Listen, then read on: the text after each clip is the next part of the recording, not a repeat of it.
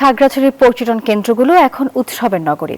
ঈদের তৃতীয় দিনেও জেলার সব পর্যটন কেন্দ্রে পর্যটকদের পদচারণায় মুখর পরিবেশ।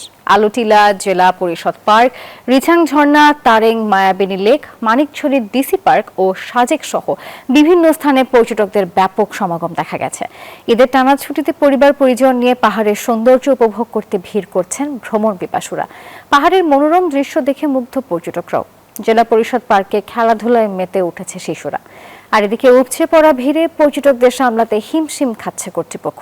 সব মিলিয়ে খাগড়াছড়ির পর্যটন কেন্দ্রগুলো এখন উৎসব মুখর জনসমুদ্রে পরিণত হয়েছে। সারা দেশের পর্যটন কেন্দ্রগুলোতে উপচে পড়া ভিড়, যেমনটি জানাচ্ছিলাম দর্শক। এবারে রাঙামাটি থেকে এই নিয়ে বিস্তারিত জানাচ্ছেন সহকর্মী ফাতেমা জান্নাত মুমু।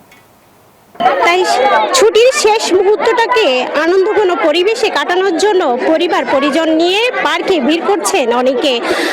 শুধু নারী পুরুষ নয়, কিশোর কিশোরী এবং ছোট শিশুদেরকেও আমরা দেখতে পেয়েছি এই পার্কে। সকাল থেকে মানুষের আনাগোনা, আনন্দ উচ্ছ্বাস এবং পাহাড়ের সবুজ সবকিছু মিলে ঈদের যে আনন্দটা সেটি আরো রঙিন করেছে। সবাই মিলে ঘুরে বেড়াচ্ছে, আনন্দ করছে। কেউ বান্ধবীদের সাথে ঘুরতে আসছে, কেউ বাবা মার সাথে ঘুরতে আসছে।